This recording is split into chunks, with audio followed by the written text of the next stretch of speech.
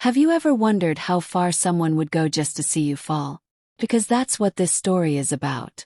Before we dive in, I'd love to hear your thoughts in the comments below. Tell me what lessons you take away from this story. And if you enjoy deep personal stories like this, don't forget to like this video and subscribe for more. Alright, here's how everything unraveled. My name is Simone Hartley, and 5 years ago, if you'd asked me whether I believed in karma, I would have just laughed in your face. Back then, I believed in dedication, loyalty, and in building a future through hard work and grit. But life has a funny way of changing your perspective, especially when the person you loved most starts working in the shadows to destroy everything you've built. I met Marcus Caldwell during my sophomore year at Jackson State University. He was charismatic, sharp-dressed, and always had some grand plan cooking. We were magnetic from day one. Inseparable, reckless, passionate. After graduation, we got married in a small ceremony, just close friends and family, and relocated to Chicago for my new role at a rising marketing firm. I thought we were invincible. We started with a cozy apartment near Hyde Park, then moved up to a beautiful townhouse in Lincoln Park. Life felt like a dream, but dreams can curdle fast. The cracks appeared almost overnight. Late-night arguments about my long work hours. Cryptic text messages he wouldn't explain. Jealous jabs about my growing paycheck. Marcus hated the fact that I was promoted to senior strategy manager while he was bouncing between freelancing gigs. We signed our divorce papers at the Cook County Courthouse on a rainy Tuesday. I thought it would be civil, quiet. But I had no idea Marcus wasn't done with me yet. He couldn't stand that I'd moved on. Professionally and emotionally. I'd gotten a major promotion, secured my own consulting clients, and was finally living life on my terms. That wasn't something his pride could stomach. First, it was petty nonsense. Snide emails about old credit cards. Messages about how I owed him for the furniture he'd barely touched. Then it escalated. One afternoon, my colleague Jasmine pulled me aside, looking uneasy. "Simone," she whispered, "someone's been spreading rumors that you stole clients from your old firm. That could violate your contract." Soon after, I was called into HR. Someone had anonymously reported that I'd been misusing company data. Files gone missing, contracts mysteriously altered. All traced back to my login. Suddenly, I could feel the walls closing in. Every meeting felt colder. My manager, Mr. Hawkins, started excluding me from high-profile projects. The once friendly office atmosphere turned icy. I kept grinding, hoping the truth would prevail. But the sabotage kept tightening around me. Recruiters stopped returning my calls. Clients ghosted me without warning. A project I'd spearheaded was quietly reassigned to someone else under the excuse of compliance concerns. Felt like drowning one slow breath at a time. I finally confronted Marcus at a mutual friend's birthday party downtown. He stood there, smiling like the devil himself. "It's nothing personal, Simone," he murmured in my ear, smug as ever. "It's just business." I walked away that night, shaking with rage but determined not to let him see me crack. But the next blow came hard. I received a formal email from HR. "Due to ongoing concerns, your role is under review." Mr. Hawkins called me in the same day. "Simone," he said, his eyes avoiding mine, "take a leave. We're protecting the company." I packed my desk quietly, holding back tears, refusing to give anyone the satisfaction of seeing me break. But the fear didn't leave. Days turned into nights of restlessness. I kept triple-checking emails, watching shadows in every interaction. The city that once felt like home suddenly looked like a stranger.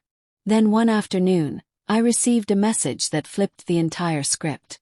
Nina, an old coworker from Atlanta, sent me screenshots from a private industry Slack group. An account called Inside Source Chi had been posting fake proof of me accepting kickbacks and leaking confidential files. The screenshots were obviously doctored. Wrong dates, awkward phrasing, fake timestamps. Some even included conversations on dates when I'd been in the hospital. That's when the fire inside me finally sparked. I stayed up for nights pulling every file, every message, every document I'd saved. Patterns started to emerge. The same language quirks, same email formatting, same weird aliases. I checked IP logs from those anonymous emails. 2 matched the address Marcus had used when we lived together. That arrogant fool wasn't even being careful. I reached out to Darren, a cybersecurity friend from Atlanta, who helped me trace the accounts even deeper. We discovered multiple burner accounts, all created within minutes of each other, tied back to Marcus through fragments of his birthdate and even his old usernames. The evidence was undeniable. I met Jasmine at a quiet cafe that week. "You need to take this straight to HR, and with a lawyer," she said firmly, staring at the printouts I showed her. By the end of the week, I walked into HR again, this time with a lawyer by my side. I laid everything out: the doctored emails, the forged Slack logs, the IP traces, even the timestamps tied to Marcus's devices. Miss Delaney, the head of HR, sat frozen, her eyes flicking across the pages. "We'll investigate this immediately," she said quietly. But I wasn't done. That night, driven by a mix of fury and curiosity, I started digging into Marcus's past. I searched every court database, every business registry.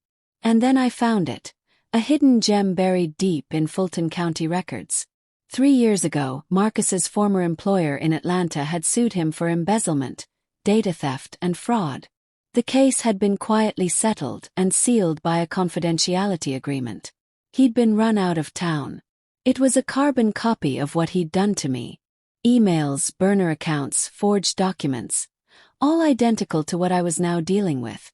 I called Darren again, my voice tight with adrenaline. "You realize you're holding a loaded weapon, right?" he warned. "I know," I replied. "And I'm not putting it down." I compiled every scrap of evidence: court records, IP logs, fake emails, statements from his former coworkers. I could map every shady move Marcus had made against me directly back to his past crimes. Meanwhile, HR's investigation dragged on. But the tides began to shift when I started quietly leaking my findings to trusted peers in the industry. Then the final nail hit. An anonymous email landed in my inbox. It was a transcript of chats between Marcus and his college buddy Terrence. In it, Marcus bragged about ruining me before I could move on. He detailed everything: the forged emails, the fake Slack accounts, even laughing about how easy it was to manipulate HR. I sent it straight to my lawyer. Within 2 weeks, I was called back into HR. Miss Delaney looked exhausted, and Mr. Hawkins couldn't even look at me. "Simone, we owe you an apology," she said solemnly. "You were targeted by a deliberate and malicious campaign. We've cleared your record and are taking legal action." I didn't smile. I didn't cry. I just sat there, hands calm, feeling something heavier than relief. It wasn't over yet.